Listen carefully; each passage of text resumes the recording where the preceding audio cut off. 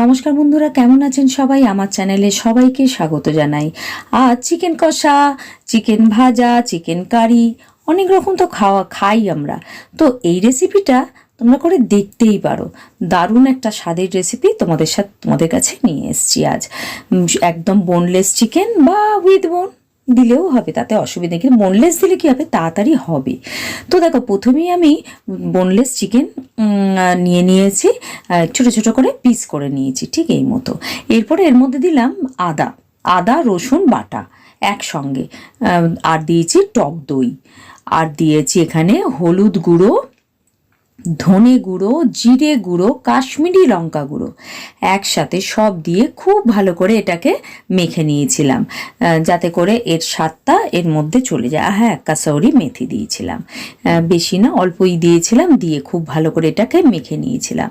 মেখে নিয়ে এই নয় যে ম্যারিনেট করে রাখতে হবে, মানে এরপরে যে আর নুনও দিয়েছিলাম স্বাদ মতন, আর পেঁয়াজটা যে ভাজবো সেই ততটুকু টাইমের মধ্যে এটাকে ম্যারিনেট করে রেখে দেবো। মানে সর্বপ্রথম এইটাকে আগে মানে মশলাটা ম্যারিনেট বলবো না, মাখিয়ে নিলাম।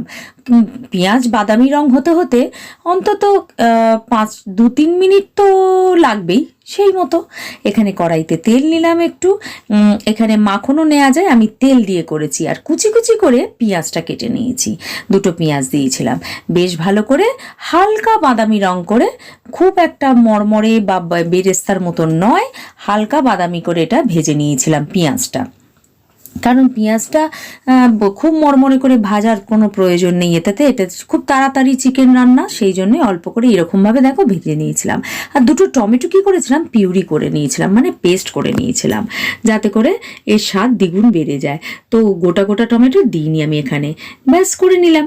এরপরে দিলাম এখানে একটু হোমমেড মানে বাড়িতে তৈরি করা চিকেন মশলা, সেটা আমার ভিডিওতে আমার চ্যানেলে দেয়া আছে, তোমরা দেখতে পারো। আর দিলাম অল্প জল দিয়ে এটাকে, এই মশলাটাকে 1-2 মিনিট একটু কষে নিয়েছিলাম, যাতে করে এর কাঁচা কাঁচা মশলার গন্ধটা চলে যায়। আর এরপরে ম্যারিনেট করা ঠিক বলবো না, মাখিয়ে রাখা মশলার চিকেনটা এর মধ্যে ঢেলে দিলাম, দিয়ে বেশ ভালো করে এটাকেও একটু কষে নেবো। কারণ মশলাটা দিয়েছিলাম ধনের গুঁড়ো, জিরে গুঁড়ো, তারও একটা আলাদা নিজস্ব কাঁচা কাঁচা গন্ধ থাকে, সেটা যাতে চলে যায়, তাই জন্য করেছিলাম কি 1 মিনিট কি 2 মিনিট একটু কষে নিতে হবে। আর একটু কষতে কষতেই আপনি জল বেরিয়ে আসবে, তাহলে জলের পরিমাণটাও বোঝা যাবে কতটা দেয়া যাবে। আর এটা বোনলেস চিকেন, খুব তাড়াতাড়ি হয়ে যাবে, বেশি সময় লাগবে না। তো দেখো এই মতন একটু ভালো করে মাখিয়ে মানে কষে নিলাম আর কি। কষে নেওয়ার পর আস্তে আস্তে এর মধ্যে একটুখানি চাপা দিয়ে দিলাম 1/2 ঘন্টার জন্য। তারপরে বাড়ির যা টুকিটাকি কাজ থাকে করে নাও, ব্যাস 1/2 ঘন্টা পারে তুলে দেখবে একদম রেডি হয়ে গেছে।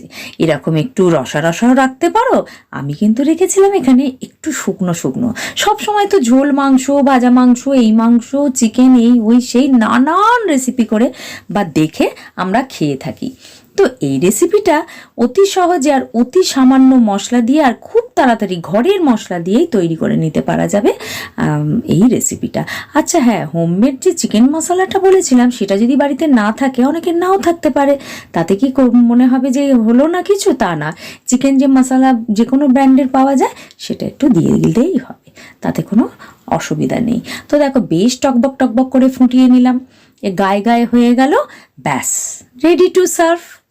আর কিচ্ছু দরকার নেই, রাত্রিরে ডিনারে গরম গরম রুটির সাথে এই চিকেনটা পরিবেশন করে দাও। তার সাথে একটু স্যালাড দেয়া যেতেই পারে, পেঁয়াজ, শসা, কাঁচা লঙ্কা, এইগুলো অসাধারণ লাগবে। আর হ্যাঁ, ব্রেড দিয়েও ভীষণ ভালো লাগবে, যারা ব্রেড খেতে রাত্রিরে ডিনারে অভ্যস্ত, আমার তো ভীষণ ভালো লাগে মরমরে করে পাউরুটি সেঁকে নিয়ে তার সাথে এই ধরনের একটা চিকেন রেসিপি, ওয়াও। তো বন্ধুরা, আজকের মতন কিন্তু এইটুকু, আসছি কাল নতুন কোনো কন্টেন্ট নিয়ে। তো থ্যাংক ইউ ফ্রেন্ডস।